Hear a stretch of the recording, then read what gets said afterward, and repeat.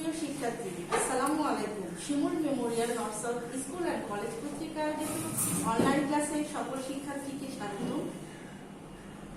আমরা সকলে জানি যে বা অবগত আছি আমরা সকলে যে আমরা করোনা ভাইরাস নামক একটি মহামারী রোগে সবাই আক্রান্ত হচ্ছি।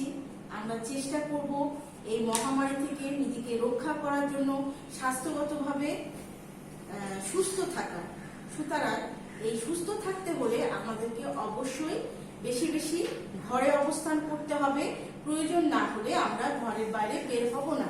আর যদি বের হই তাহলে অবশ্যই মাস্ক ব্যবহার করব, বেশি বেশি করে হাত ধোবো এবং পুষ্টিকর খাবার খাওয়ার চেষ্টা করব। এবার চলে আসি যে আমি আজকে অষ্টাদশ অধ্যায়ে পোশাকের যত্ন ও পারিপাট্যতা এই অধ্যায়টির উপর তোমাদের ক্লাস নিব। আজকের পাঠ হচ্ছে 1 থেকে 4। এই পাঠের উপর তোমাদের এই ক্লাসটি অনুষ্ঠিত হবে। উপস্থাপনায় আছি আমি আফরোজা বেগম রায়না, সহকারী শিক্ষক, গার্হস্থ্য বিজ্ঞান, Shimul Memorial North South School and College. প্রথমেই দেখো শিক্ষণ ফল। শিক্ষণ ফলে আমরা যে অধ্যায়টা পড়ি সেটা সম্পর্কে আমরা ধারণা লাভ করি যে আমরা আজকে কি জানতে পারবো। প্রথমে দেখো যে বস্ত্র ধৌতকরণ সম্বন্ধে জানতে পারবো। বস্ত্র ধৌতকরণের পূর্ব প্রস্তুতি, বস্ত্র ধৌতকরণের আগে যে একটা পূর্ব প্রস্তুতি রয়েছে সেটাও জানা যাবে। রেশমি বস্ত্র ধৌতকরণের উপায় সম্বন্ধে জানতে পারবো এবং সূক্ষ্ম ধৌতকরণ সম্বন্ধে জানতে পারবো। এবার চলে আসি শিক্ষার্থীরা আলোচ্য বিষয়ে। আলোচ্য বিষয় বরাবরের মতো আজকেও আমরা প্রত্যেকে পড়বো এবং খাতায় সেটা তুলে নিব। প্রথমে দেখো যে বস্ত্র ধৌতকরণ। এখন এই বস্ত্র ধৌতকরণ বলতে কাপড় যে ধৌতকরণের বিষয় থাকে সেটাকে বোঝানো হয়েছে। এখন কাপড় ধুতে গেলে আমাদেরকে অবশ্যই বস্ত্র ধৌতকরণের যে উপকরণগুলো আমরা ব্যবহার করি আগে আমাদেরকে জেনে নিতে হবে। এখানে খেয়াল করো যে কাপড় কাচার সোডা, গুঁড়া, তুষের জল, অ্যানিমিয়া, রিঠা, সিনথেটিক ডিটারজেন্ট, স্টার্চ, গদ, নীল, কাপড় মোলায়েমকারক, জীবাণুনাশক, ভিনেগার এবং লবণ, এগুলো আমরা কি করি কাপড়ের বস্ত্র ধৌতকরণের সময় পরিষ্কারক হিসাবে ব্যবহার করে থাকি। এবার দেখো বস্ত্র ধৌতকরণের পূর্ব প্রস্তুতি। প্রথমে বস্ত্রটা যে আমি ধৌতকরণ করব সেটার পূর্বে আমরা কি করব, প্রথমে যে ময়লা কাপড় বাছাই করে নিব। তারপরে কি বলছে যে মেরামত করা। এই মেরামতের আবার দুইটা নমুনা রয়েছে। মেরামতের নমুনাটা আমরা পরবর্তী স্লাইডের মাধ্যমে জানবো। পানিতে ভেজানো, কাপড় কাচা, প্রক্ষালন, নীল ও মার প্রয়োগ, কাপড় শুকানো ও ইস্ত্রি করা। তাহলে এগুলো হচ্ছে কি বস্ত্র ধৌতকরণের পূর্ব প্রস্তুতি। এবার তারপর নিচে খেয়াল করো যে আমরা রেশমি বস্ত্র ধৌতকরণ সম্বন্ধে জানবো, পশমি বস্ত্র ধৌতকরণ কিভাবে করতে হবে সেটা জানবো এবং শুষ্ক ধৌতকরণ আমরা আজকে এই পাঠের মাধ্যমে জেনে নেব। প্রথমে দেখো যে পোশাক ব্যক্তি সৌন্দর্যবোধ এবং ব্যক্তিত্বের পরিচয় তুলে ধরে। একটি পোশাক একটি মানুষের ব্যক্তিত্ববোধ এবং পরিচয়কে অনেকভাবে প্রভাবিত করে।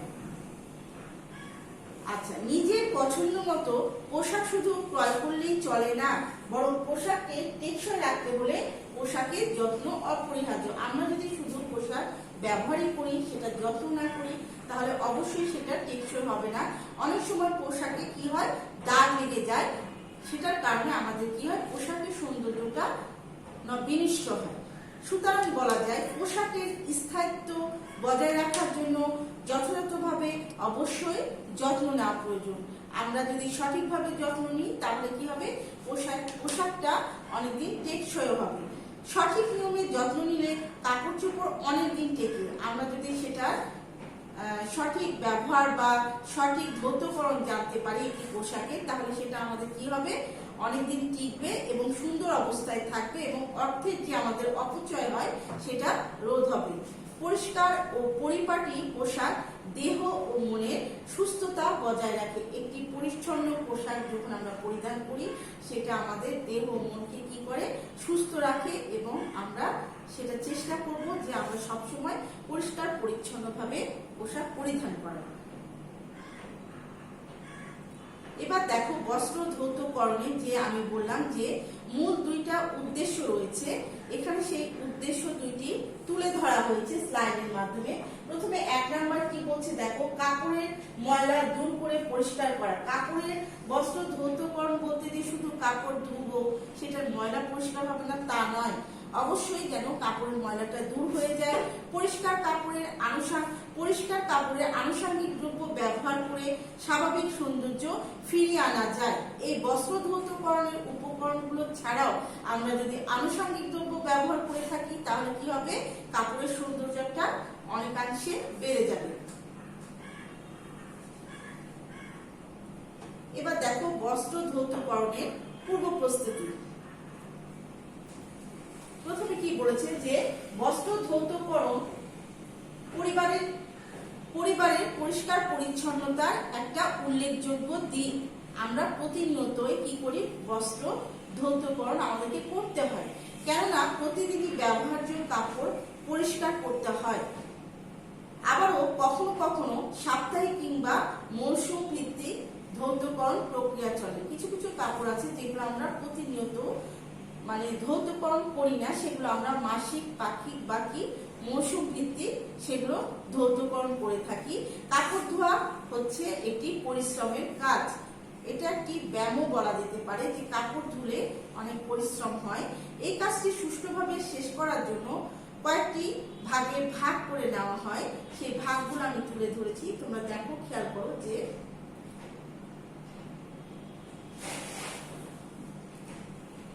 তাহলে এই দেখো এখানে একটা চার্ট তুলে ধরা হয়েছে, যে নিম্নে বস্ত্র পরিষ্কারক ও আনুষঙ্গিক দ্রব্যের একটা তালিকা দেওয়া হয়েছে। প্রথমে কি বলছে যে সাবানের সাথে আনুষঙ্গিক দ্রব্য হিসাবে আমরা বোরাক্স ব্যবহার করে থাকি।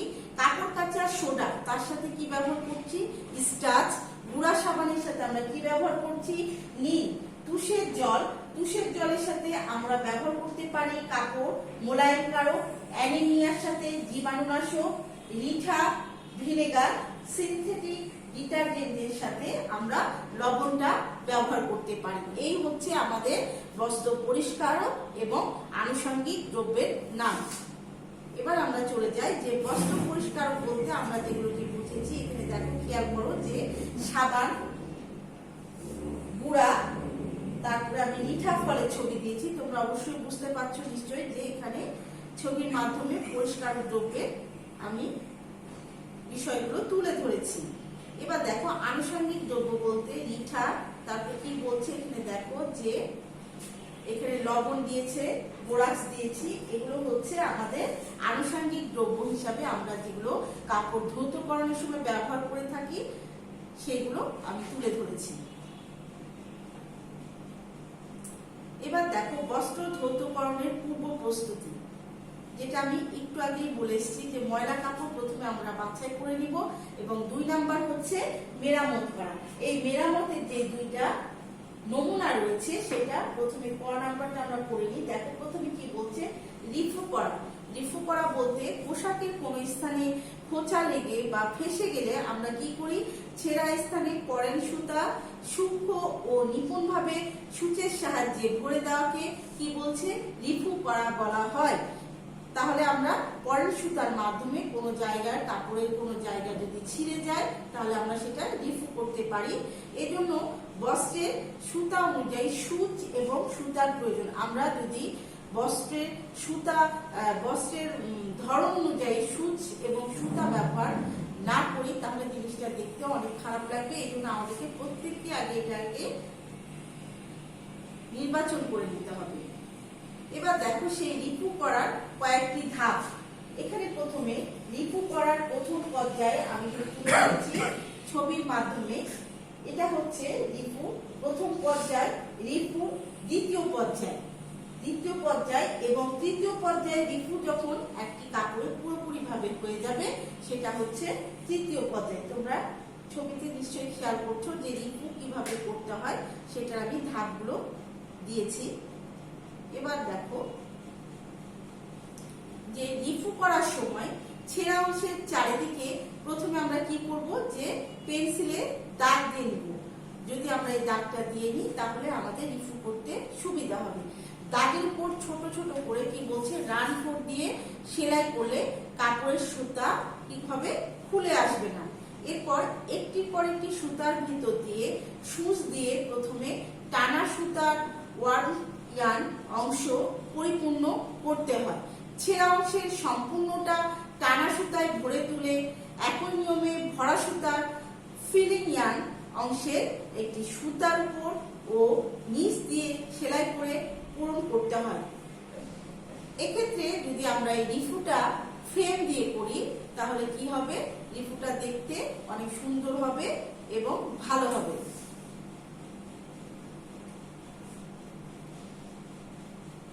এবার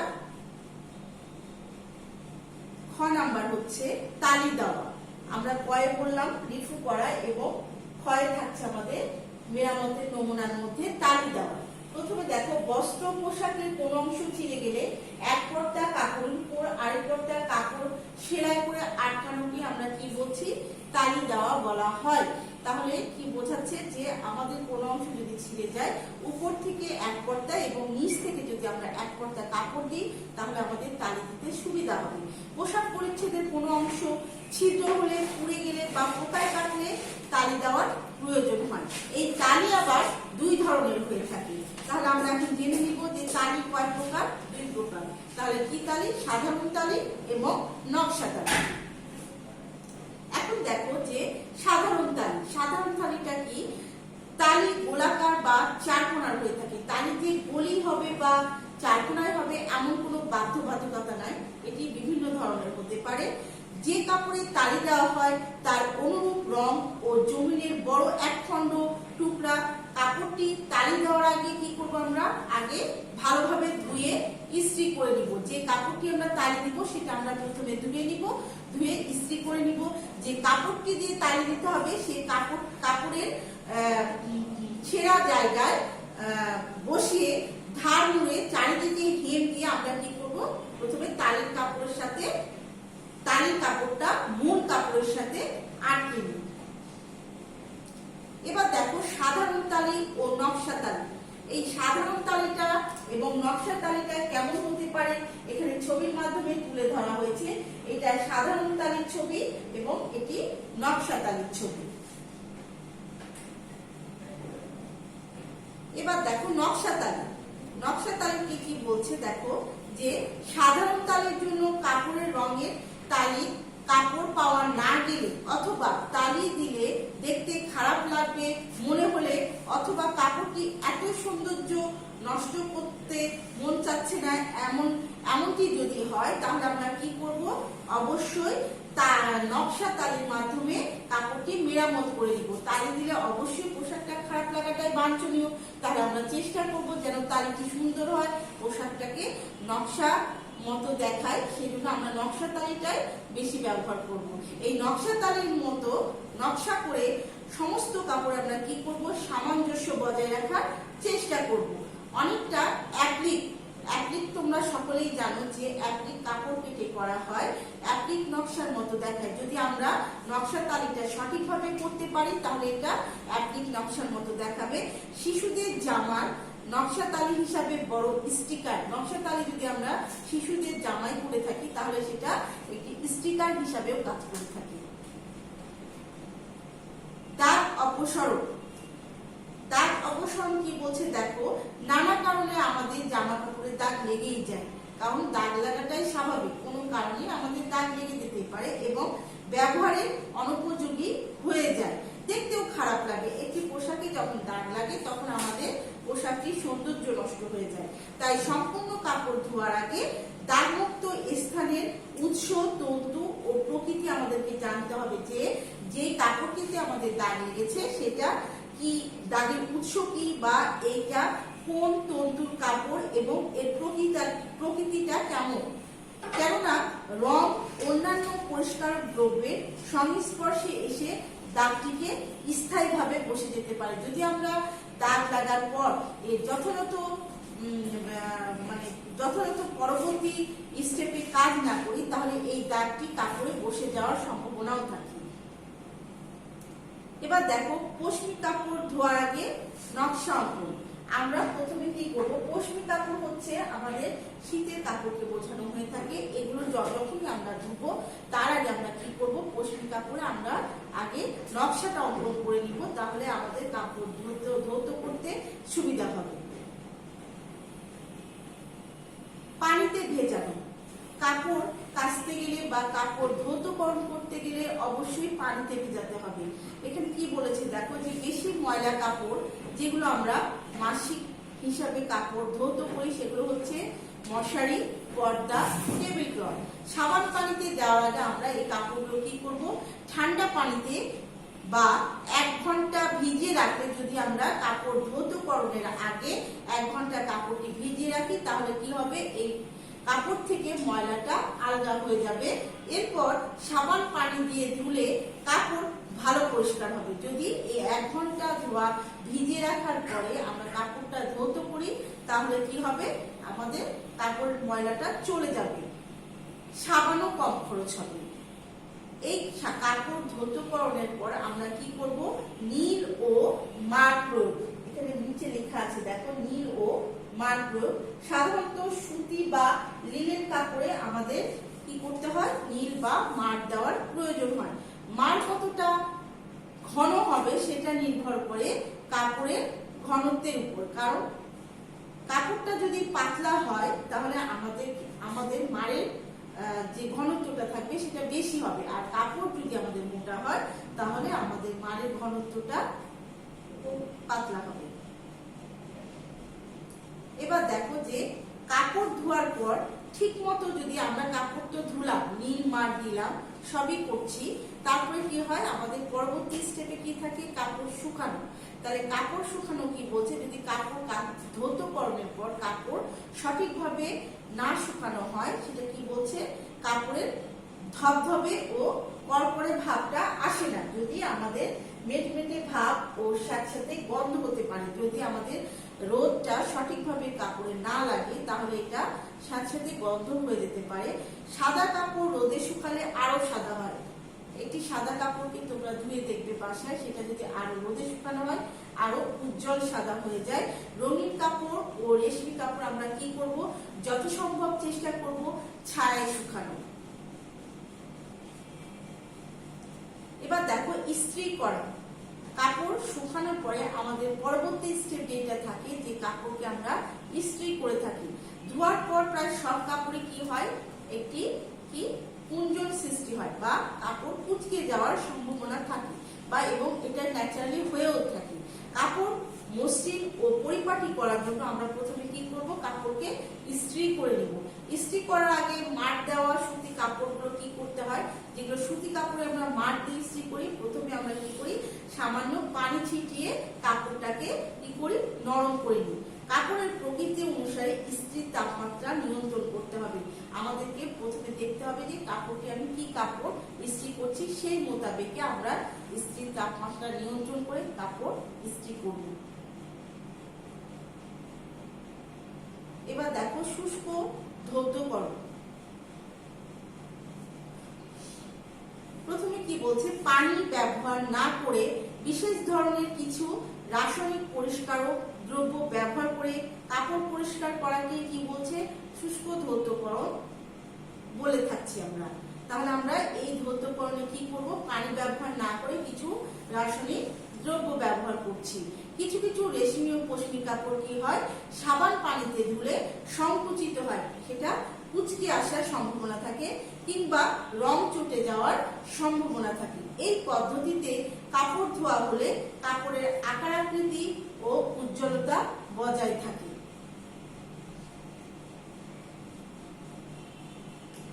এবার এই কাপড় ধোয়ার যে নিয়ম, আমি এখানে 3টি নিয়ম তুলে ধরেছি, তোমরা খেয়াল করো স্লাইডে। যে প্রথমে আমরা কি করব, যে প্রথমে কাপড় থেকে আলগা ময়লা ঝেড়ে ফেলতে হবে। আমরা কাপড়টা পানিতে ভেজানোর আগে আমাদের উপরে যে আলগা যে একটা ময়লা থাকে সেটা আমরা কি করব, ঝেড়ে নেব।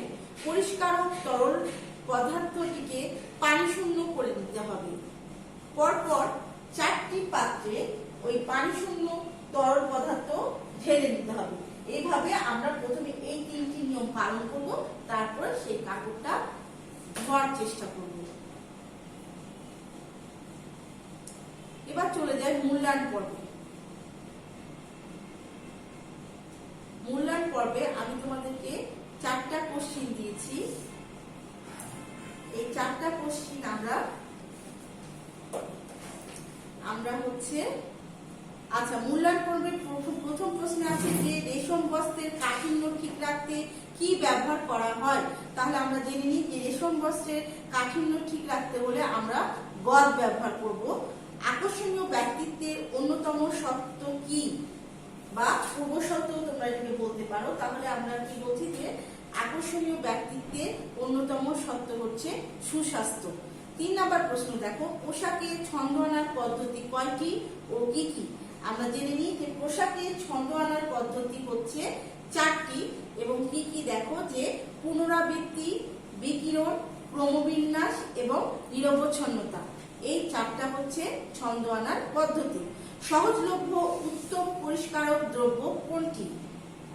আমরা সকলেই জানি যে সহজলভ্য উত্তম পরিষ্কারক দ্রব্য হচ্ছে সাবান। এবার তোমাদের নেক্সট ডে পড়া দেওয়া আছে যে ক্লাস 2 এই অধ্যায়ে যে তোমাদের পরবর্তী পাঠ যেটা 5 থেকে 8 এই অধ্যায়ের উপর তোমাদের এই 2 নম্বর ক্লাসটা অনুষ্ঠিত হবে। আমরা তার আগ পর্যন্ত এই 1 থেকে 4 পাঠের অংশটুকু বাসায় বেশি বেশি চর্চা করব এবং চেষ্টা করব যেন আমরা টপ টেস্টটা ভালো মতো দিতে পারি। পরবর্তী ক্লাসের আমন্ত্রণ জানিয়ে এখানে শেষ করছি। সকলকে ধন্যবাদ।